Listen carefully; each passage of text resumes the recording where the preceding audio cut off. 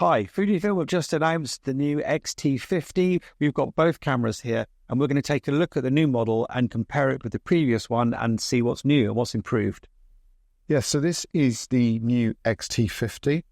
Essentially, it's more or less the same camera in terms of the basic design, but it's now got a 40 megapixel sensor.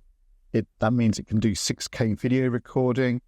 It's got in-body stabilization, which presumably has come more or less directly from the X100-6, and it's got a few other nice bits and pieces as well. Perhaps most interesting is on top here, we've got a film simulation dial. It also has a new lens on it as well, isn't it? It's just slightly wider than the previous one.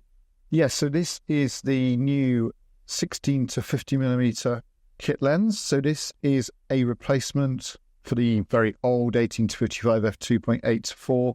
It's wider, it's a slightly smaller aperture, so this is f2.8 to 4.8, whereas that was 2.8 to 4.5 to 4.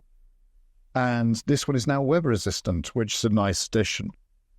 So you lose a tiny bit of light gathering power at the fully open, but you're gaining the weatherproofing and you're gaining an extra from 16mm from 18mm. So that's useful. Yeah. So you're getting that used to it. Extra wide angle, you're getting weather sealing, and you're not really getting any change in size.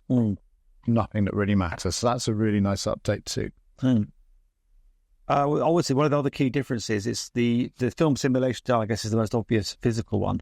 Yeah, so the film simulation dial is nice. This is the first time Fujifilm has put a marked film simulation dial on the camera, and it means that you can very quickly switch between all of the settings that you've got actually on this dial. And that's really the most common ones, the colour, standard, Velvia, and so on.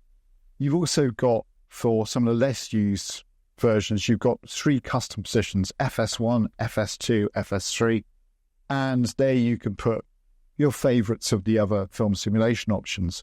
But it just is a really nice way of giving you direct access to those settings, which is one of the great things about Fujifilm cameras, the colour rendition.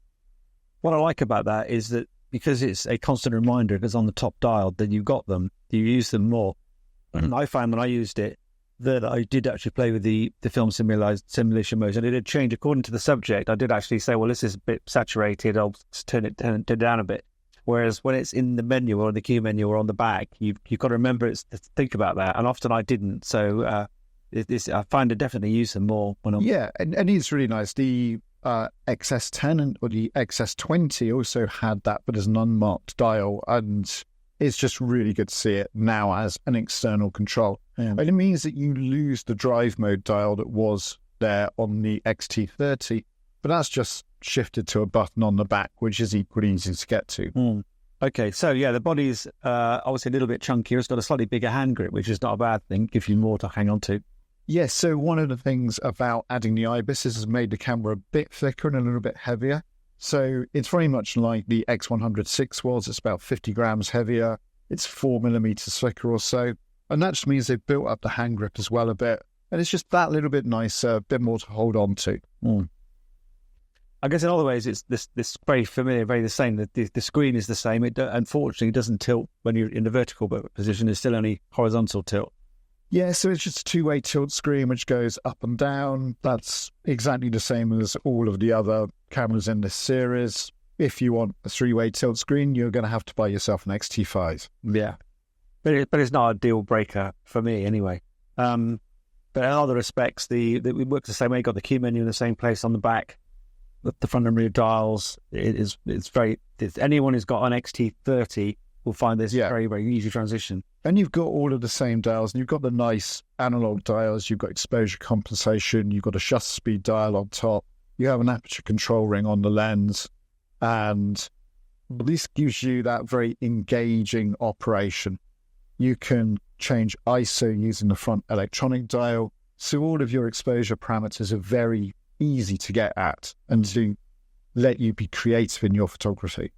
So how have Fuji improved the autofocus, if at all, between these cameras? So that's quite a big difference between the two, because the X-T50 now gets subject recognition, which we've had on all of the other recent Fujifilm cameras. And you get essentially the same system as is on the X-T5, which means that the camera can recognize humans, animals, vehicles, track them as they move around the frame, that's a very big difference compared to just the relatively unsophisticated face detection and tracking that you've got on the X-T30 II. Obviously, if you're a video shooter, it's got 6K video on here now.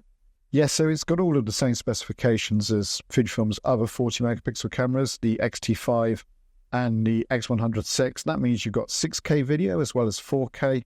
You've also now got a standard 3.5mm stereo headphone microphone socket, where previously you had to make do with a 2.5mm socket and fit some sort of adapter to make a microphone work. So it's just that little bit nicer. And of course, you've got the in-body stabilization. Which of course is great for video as well. Yeah. So that's a brief overview of the new X-T50 in comparison with the X-T30 II. Tell us what you think of the new camera. Does it appeal to you? Is it something you might be interested in buying? Do let us know in the comments. And if you like the video, press like, of course, and don't forget to subscribe to the channel if you don't already.